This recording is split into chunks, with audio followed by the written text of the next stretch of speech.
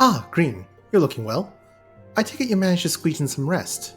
If you came hoping for tidings from Krile, I'm afraid we're still waiting. But we do have some odd scraps of news to share. Scraps, she says? Lunar primals have been popping up all over the place, but the Alliance has a situation well in hand, thanks in no small part to Horrid Boulder and the others. Meanwhile, the talks with the Beast Tribes are going even better than expected. Encouraged by Uldar's progress with the Amalja, Grindania has opened up negotiation with the XIV, believe it or not. All of which is obviously very encouraging, but with the Telephoroi still out there, it's not as if we can afford to lower our guard.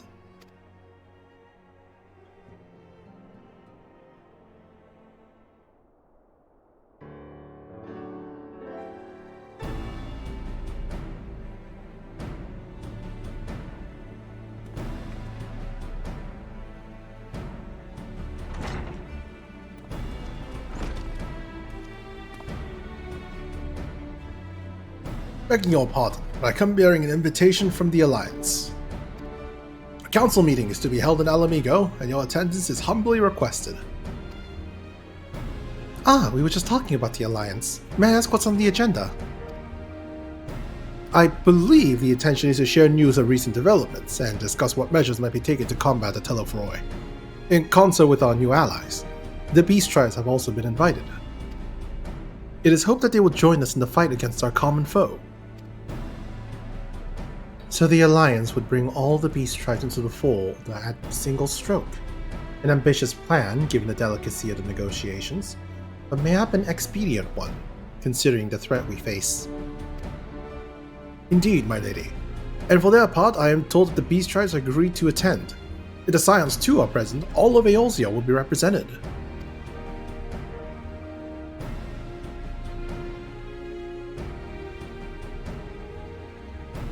To arrange such a meeting must have been quite an undertaking, not only diplomatically but practically.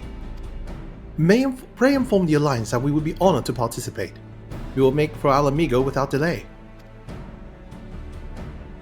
Then I will bear your answer thither with all haste. We look forward to receiving you at the Royal Palace.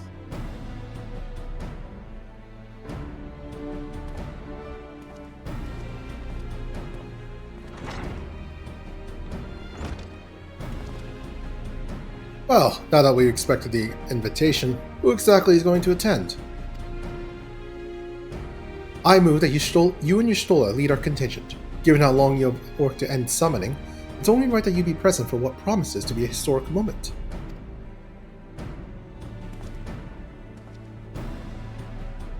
I think we've all played our part in that little endeavor, don't you, Green? All present may rightly claim a seat, I do quite agree. But by your leave, I believe I shall remain here and lend what assistance I can to the coordination of our defensive efforts. I'm not coming either. Aymeric will be there, and I'd rather not be interrogated. Very well then. While those with the mind to hold the fort get on with holding it, I suggest the rest of us make for Alamigo, shall we?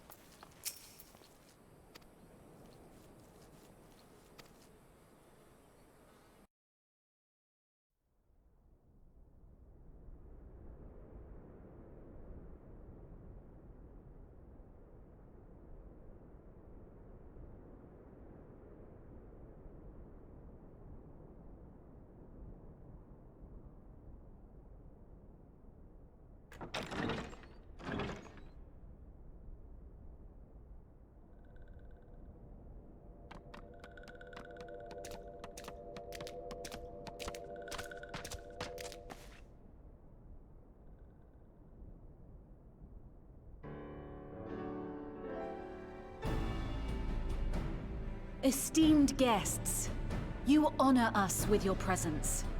As there is much to discuss, let us begin. Information on our taken brethren you have, yes? Hear it we would!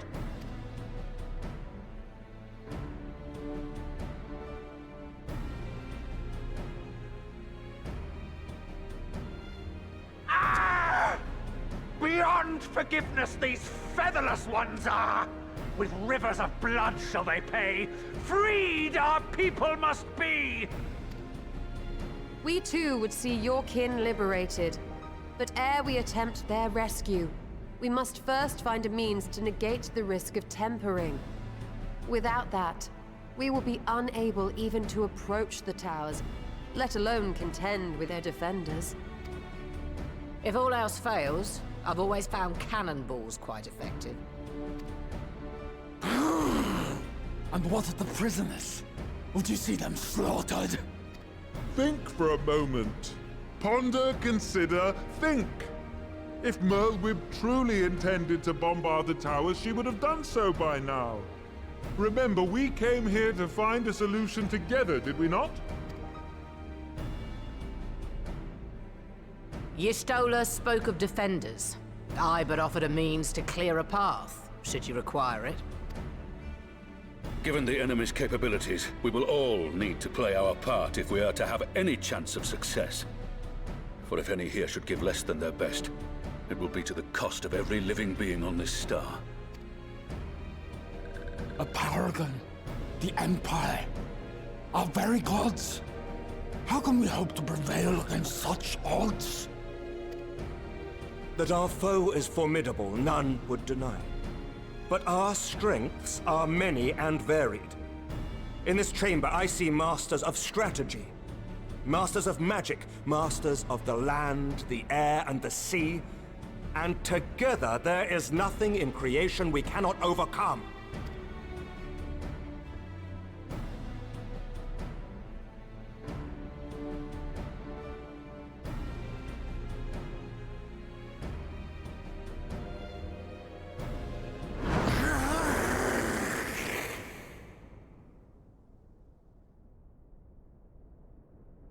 I beg your pardon? What is it, Soulwalker? Do not express your passion thus. A little tricky without gills, perhaps? Suffice it to say, I am proud to be counted amongst Eorzea's finest. We Sahagin will play our part. We kobolds have not forgotten the crimes the Overdwellers committed against us in the past. But today we look to the future, as allies united in purpose.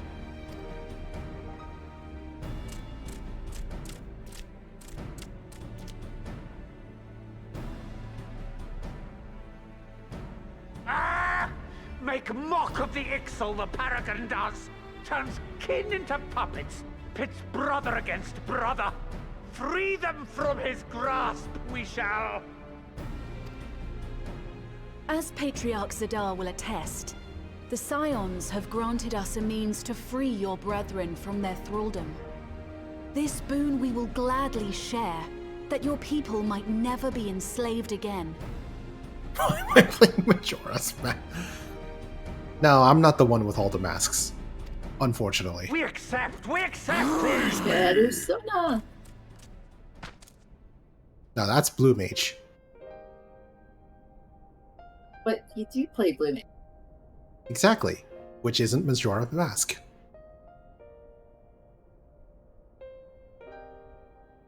It's taken a while, but I do believe we might be one step closer to a world without primals. Would that Minfilia were here to see it. We still have a long way to go, and we're going to need a lot more Porksies. But we're moving in the right direction.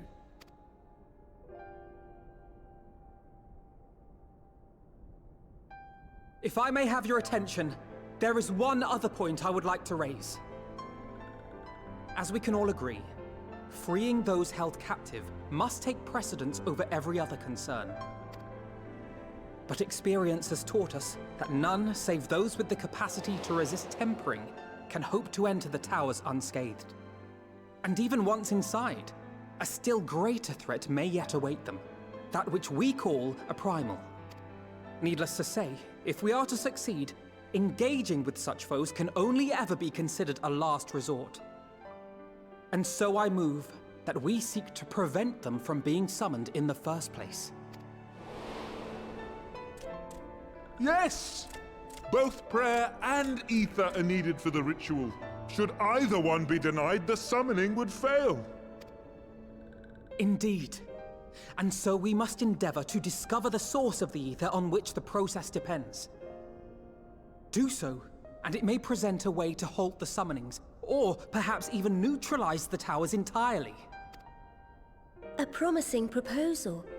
While you are conducting your investigations, however, we will need to remain vigilant, lest the Telophoroi commit further abductions and summon primals ere we have the means to prevent them. To stand a better chance of keeping our enemy at bay, we would do well to coordinate our defensive efforts, sending reinforcements to assist our neighbors when needed. We Amalja would have been overwhelmed were it not for our newfound allies. But say the word, and we shall come.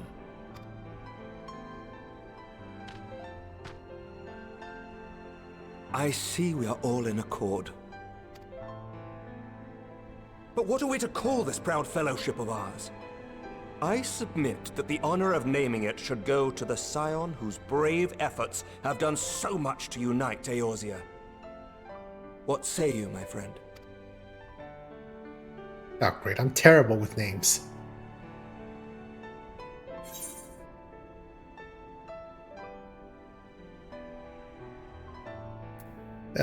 One moment, please.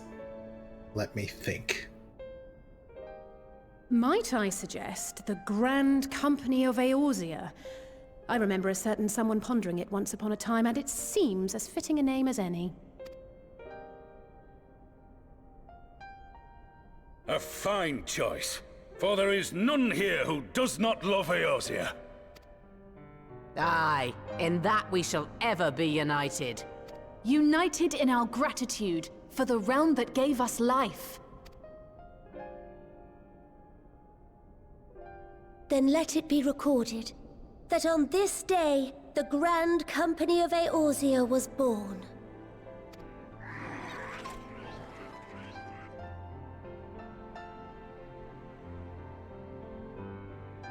Oh.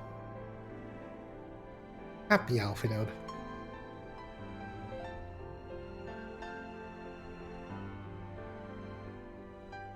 How long have we dreamed of this moment? And now that it's here, Oh, forgive me. Might we speak outside?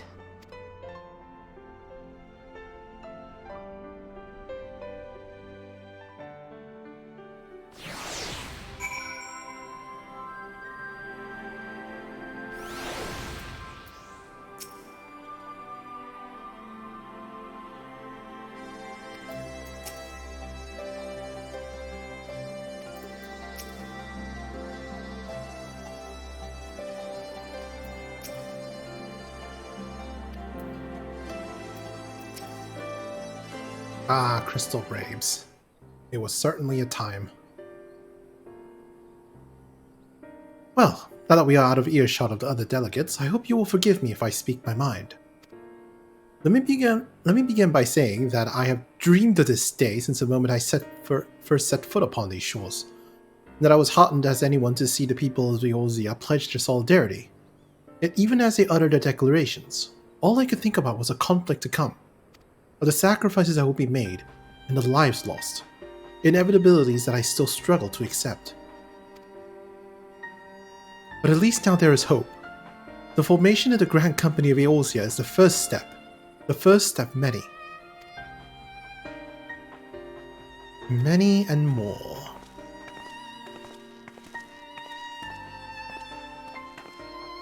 Elder Seatsia, how might we be of service? I seek Master Alphino's assistance in a matter involving Gridania's neighbors, the Sylphs. I know that you and yours have long kept a weather eye upon the crystal trade, the better to predict the coming of primals, and so you'll be familiar with the sylphs of the Ash Crown Consortium. Through their dealings, they have cultivated relations not only with the city-states, but many other communities besides. Communities such as the beast tribes. Just so. It is our hope that we may make use of the Sylph's established lines of communication to coordinate the efforts of our new fellowship. Yet there remain certain practical differences between a trade consortium and a grand company. If the Sylphs are to perform their task effectively, it will require the counsel of one versed in the operational aspects of an armed force. An armed force founded with the self-same goal in mind, no less.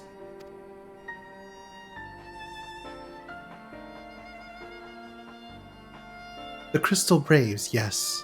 Forgive me, Master Alphinaud. I know that it was a painful chapter in your life, but the experience may yet be made to serve the realm. In my hubris, I plotted a course for the Crystal Braves which stretched far beyond the Order's initial conception. One intended to pave the way for the founding of what I intended to call the Grand Company of Eorzea. But my plans all came to naught.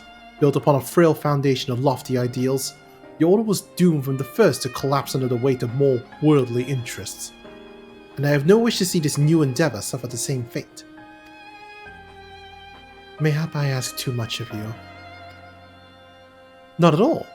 You may count upon my assistance for what little is worth. By your leave, I shall prepare a report, including a list of recommendations drawing on the lessons I learned from the failures of the Crystal Braves. You have my gratitude, Master Alphinaud, and my trust. When your report is ready, pray share it directly with the Sylphs. With your guidance and the earnest efforts of every goodly soul gathered here this day, I have no doubt but that our fellowship shall emerge from the shadow of the Telefroi and flourish. Until next we meet, my friends.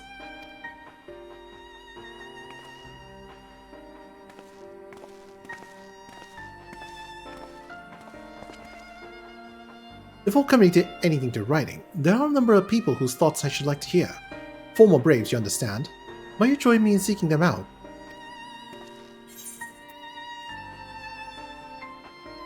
As if you have to ask. Thank you. As someone who witnessed the Order's rise and fall, yours would be a reassuring presence. I'll join you. If you're planning to canvass the opinions of your former comrades, it'll be a lot quicker if we share the task of questioning them.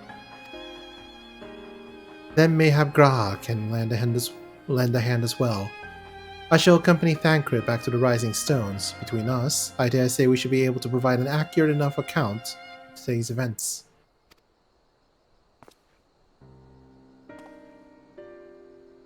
We should be glad to be of your company, Graha. I shall explain the details on the way.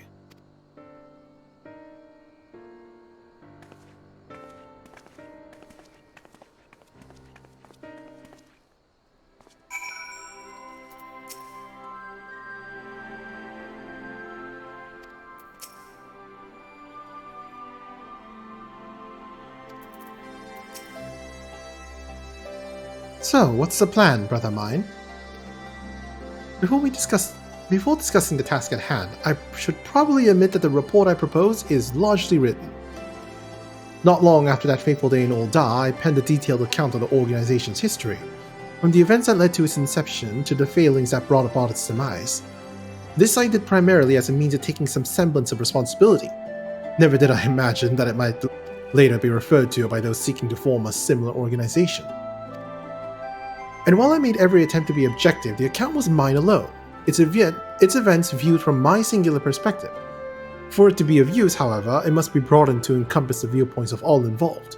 Only then can it answer what seems to me to be the crucial question, namely, why, after the Crystal Braves disbanded, did some members choose to remain with us while others did not? I see. You think the answer will tell us something about the nature of the ties that bind our new Grand Company together, and that this knowledge might help us prevent it from falling apart when those bonds are inevitably tested.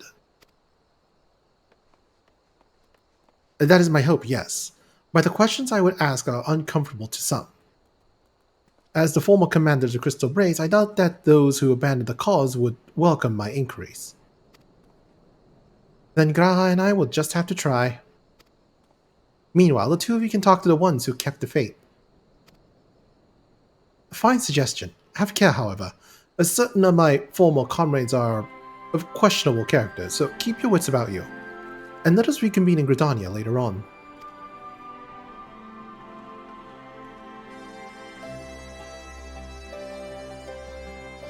If you have no objections, I have in mind to begin by speaking with Riol and Alien. If memory serves, the two of them will be attending an intelligence briefing at Castrum Oriens. Let us seek them out there.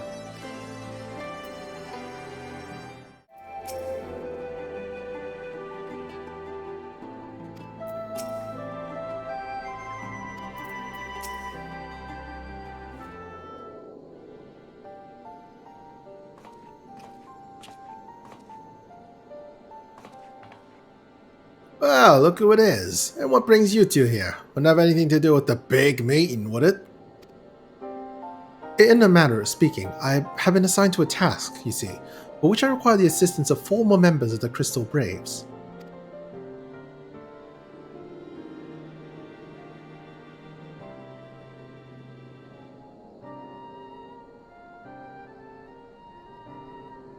So, you want to know why we decided to stick with the Scions, eh? And an easy thing to put into words, that.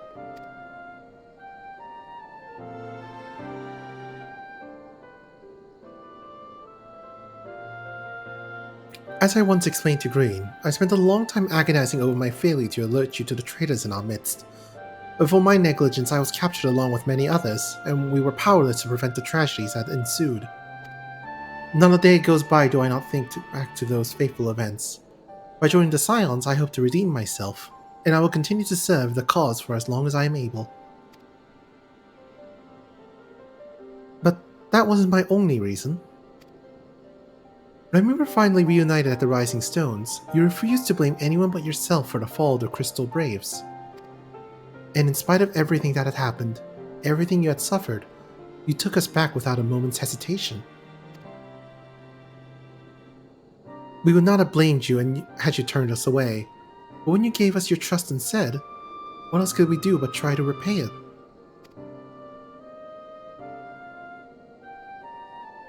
Nothing, that's what. As for my own tale, well, I always felt the Scions had something in common with my old crew. The duty of the strong is to protect the weak, that was our creed, and I still live to it by this day. But as time goes on, I learned that strength comes from many shapes and sizes. From Hoary Boulder to Mistress Tataru, we've all of us got something to offer. And not one of us is doing it for personal gain. Because we believe there's more important things than that. Things we're protecting. Which is what being a Scion's all about. I am at a loss for words. Thank you, my friends. To hear this from you means more than you know. Forgive me, Green, could you...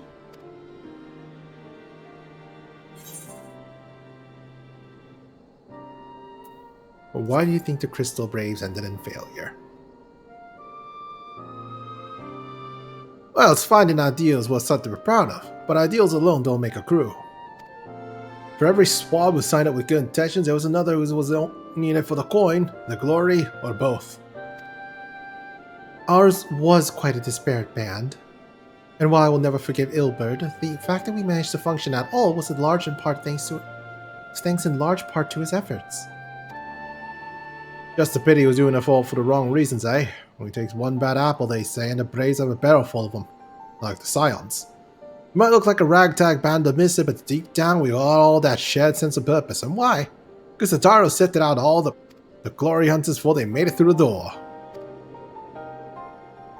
I see. So while our ranks comprise of a diverse range of people, each with their own individual strengths, we are all united in purpose. Thank you, my friends. With your permission, I shall make a record of our discussion and refer to it when drafting my recommendations. Until we meet again.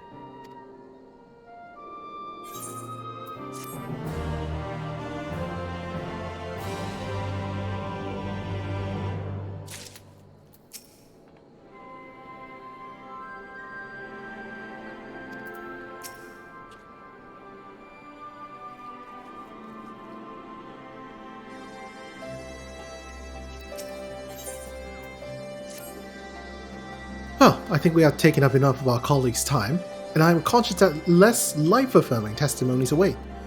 Let us make our way to Gridania and hear what the others have learned.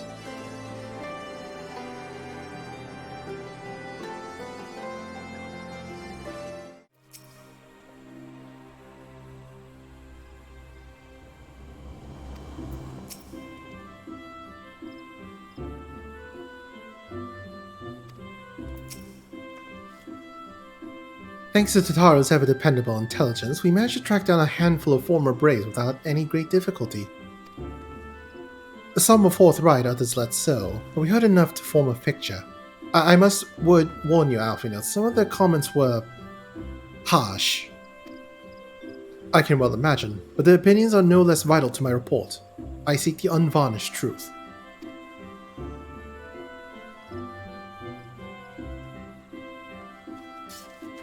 Thank you. I will set about adding your findings to my own at once. In the meantime, pray go on ahead to Little Solace and seek out Elder Frixio. I shall join you anon.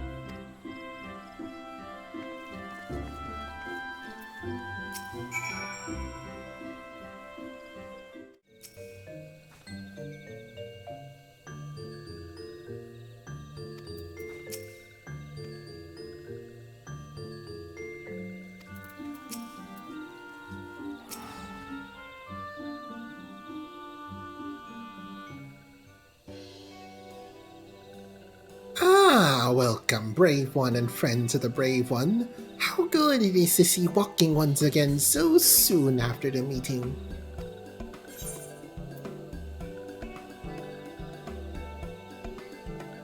Should this one perform the customary dance of greeting?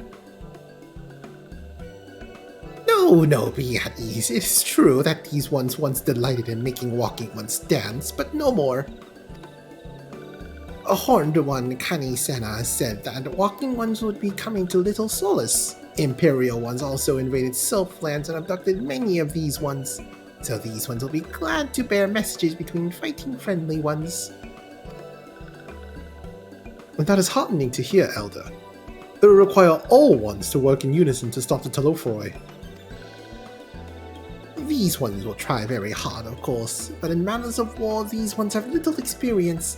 Any advice Walking Ones can provide will be most welcome. Oh, another pretty silver-haired one, and in quite a hurry it seems. Alice, you must come quickly. But whatever's the matter, Alfina, don't tell me you couldn't read my handwriting. What? No! A twin-outer officer accosted me as I was about to set out. The Sharlayan has sent an envoy who is due to arrive in Gridania at any moment. An envoy? Could it be that Krile has managed to sway the forum? We shall know soon enough, but there is more. The envoy has requested that two of us attend the audience with the Elder Seatseer. Really? I can see why they might want Scions to be present, but us specifically. Wait, it isn't who I think it is. It is.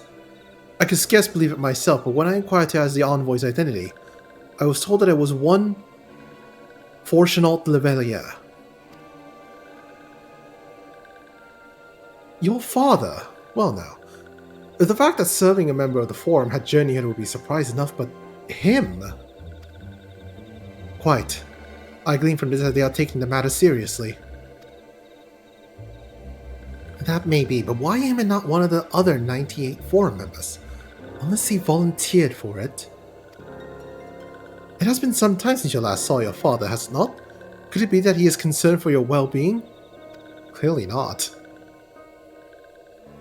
Perhaps, but he has always been too reluctant to discuss his work with us. Indeed, and whenever we write to our parents, it is invariably our mother who replies. Nevertheless, I welcome the opportunity to meet with him after so long, even if it's secondary to his true purpose here. Elder Frixio, although I might have to cut our visit short, we must return to Gridania. Pray accept my apologies along with my report.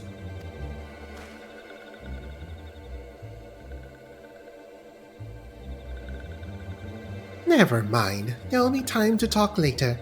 This one won't keep walking once for more urgent matters. Go! The audience will be held at the Lotus Stand, where the Elder Eorzea waits even now. Let us be on our way.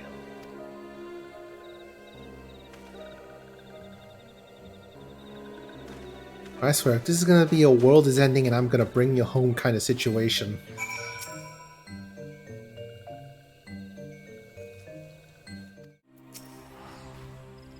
Welcome, Warrior of Light. The Elder Eorzea and your friends are awaiting within.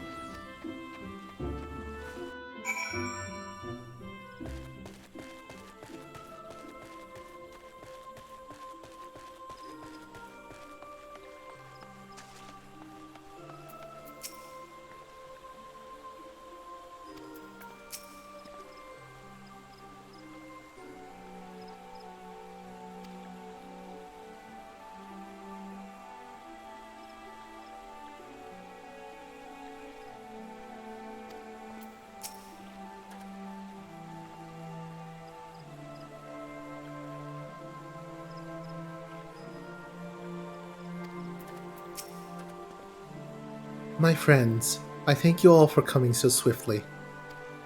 Word of Master Fortunat's the visit has took us quite by surprise. When the Alliance granted Mistress Krile permission to request Sharlayan's aid, we did not anticipate so prompt a reply, much less it would be delivered by a member of the Forum.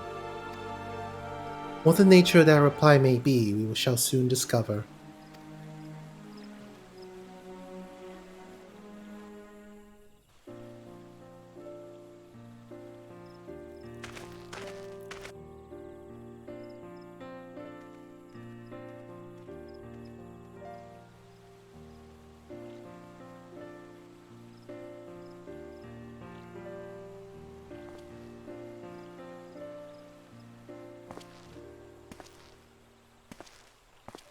Elder Eorzea, I thank you for granting me this audience. I am Fortuno Levea, here in my capacity as representative of the Forum. It is I who should thank you, Master Fortuno, for journeying so far and so swiftly. Would that our first meeting could have been under happier circumstances.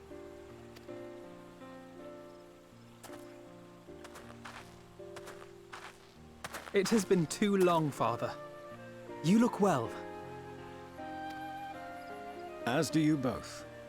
Amiliance will be glad to hear that you are taking care of yourselves. How is Mother?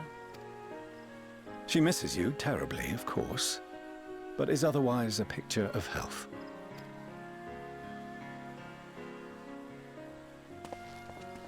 Circumstances apart, I'm grateful that our meeting has afforded me the chance to be reunited with my children at long last.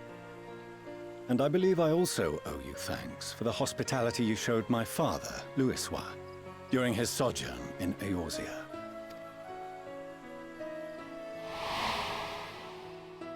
All thanks we owe to him. In the days prior to the 7th Umbral Calamity, it was your father's tireless efforts which granted us a means to vanquish the Primals. Were it not for him, our strength would have been quite spent by the time the Empire arrived. That Gridania still stands is in large part his achievement. He was a great man.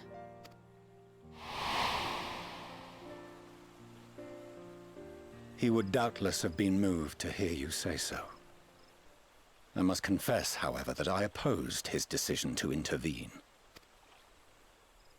And my position remains unchanged.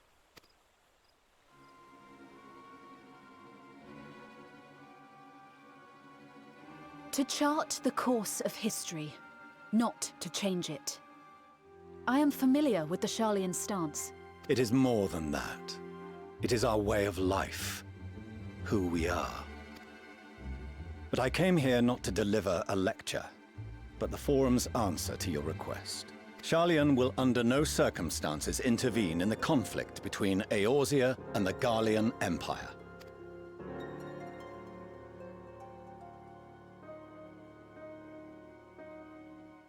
May I ask for what reason the Forum has come to this decision? The final days spell the end not only for Eorzea, but the entire world. The final days. Pray spare me your hyperbole.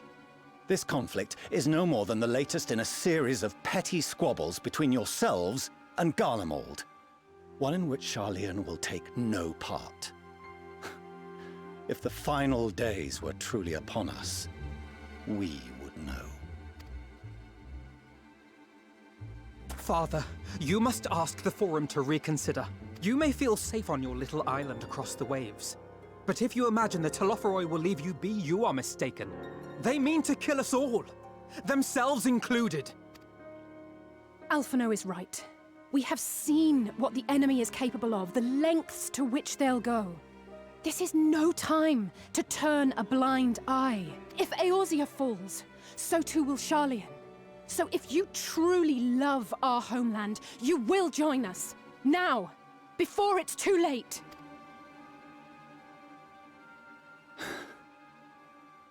I thought you knew better than to raise your voice to your elders.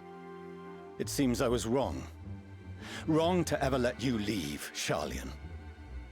I consoled myself that your time abroad would instill in you some hint of restraint, of discipline. But I see now that Eorzea has made fools of you both. Have you forgotten why it was that I so vehemently opposed your grandfather's departure?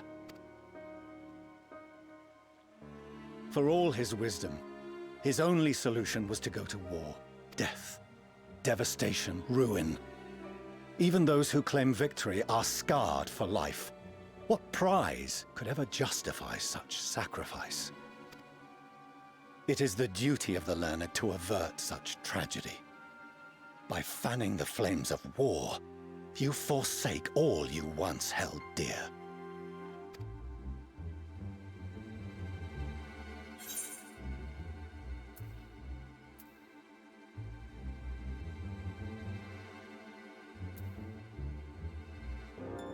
To ignore the plight of those one might conceivably save is not wisdom. It is indolence. I feel like I heard that before.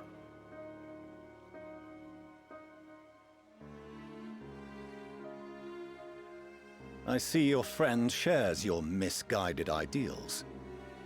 But unlike him, you should know better. By espousing such barbaric notions, you subvert the teachings of Sharlayan and place all we have worked for in jeopardy. Alphino, Alize, as of this moment, you shall no longer bear the name of Leveilleur. What? Father! How you choose to live your lives is no longer my concern. If you wish to walk the path of ruin, I will not stand in your way. Master Fourcheneau, while Sharlayan may have no intention of intervening in this conflict, we can still part as friends. Will you not stay and speak with us, that we might learn of Sharlayan's hopes for the morrow? I have said what I came here to say. Any further discussion would be meaningless.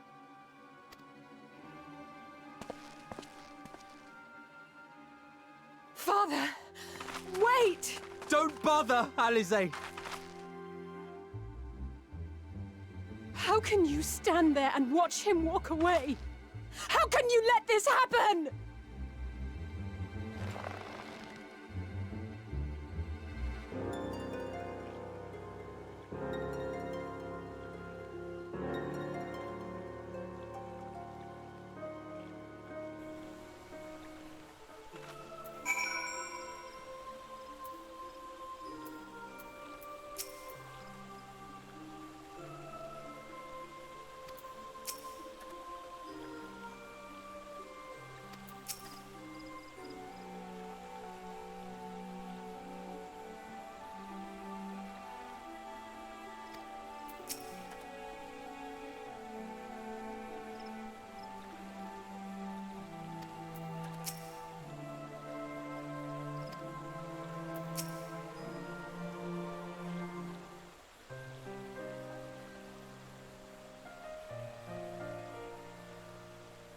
So that's what he came here to say. That we're all fools for having the temerity to defend ourselves against the Telophoroi. And as for the rest, like it or not, this was a Forum's decision. To watch from afar while Eorzea burns. Father was but the messenger, and he handed down the judgment. I could think of nothing to say that could possibly sway him.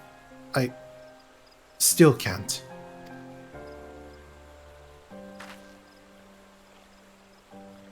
To have prolonged the discussion would have changed little, for it is not only Master Fortunault who must be persuaded, but the Forum as a whole. Their decision was made ere your father crossed the sea. Nor is it like to be changed, and so we shall face Telephoroi without their aid. Forgive me, but if they had no intention of helping us, then why would they go to the trouble of sending an envoy in the first place? Why did they not simply keep their counsel as they are wont to do?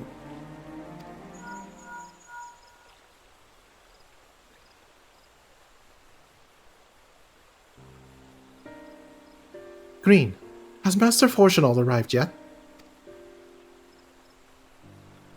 Then it is as I feared. My efforts were in vain. I pleaded our case to as many Forum members as I could, but they flatly refused to discuss the matter. No, that's not exactly true. I'd rather say that they ignored every word I said on the subject without exception. It was almost unnerving. Could it be that they're hiding something from us? That might go some way to explain Master Fortunault's performance. When he said that they would know if the final days were truly upon us, I dismissed it as pride. But what if they genuinely believe that they know how the world will end, and simply disagree with us about the circumstances? That I don't know, but something tells me they're not as unconcerned about the Telephoroi as they claim. If the threat weren't real, why else would they be so standoffish and secretive? I would very much like to delve deeper into this, but I'm afraid I've exhausted every avenue of inquiry. Nor have I fared any better with my other mission, researching Hydaelyn and the Ethereal Sea. I tried enlisting the help of experts in the field, but it feels the Forum has forbidden anyone from cooperating with us. Obstructed at every turn. So it would seem, but don't lose heart just yet. With all the knowledge and acquaintances we have between us, we can still find a way forward. To that end, I would like you all to join me here. When the time is right, of course. I'm aware the matters in Eorzea stand on a knife edge, but with your permission, I can at least start making the necessary arrangements. I always wanted to visit Sharlayan. And so you shall, albeit under less than happy circumstances. It may take a while to secure entry for you all, but I'll let you know when everything is in order. Look after yourselves in the meantime, won't you?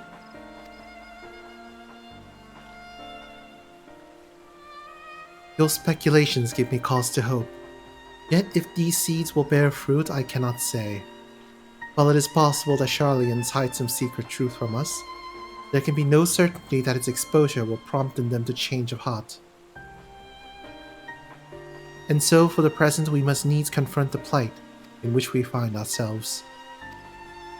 The Forum has refused our request for aid, and it falls to us alone to contend with the Telephoroi. Even with all of Eorzea standing united, there is no guarantee we will prevail. What does Sharlayan intend to do if we fail?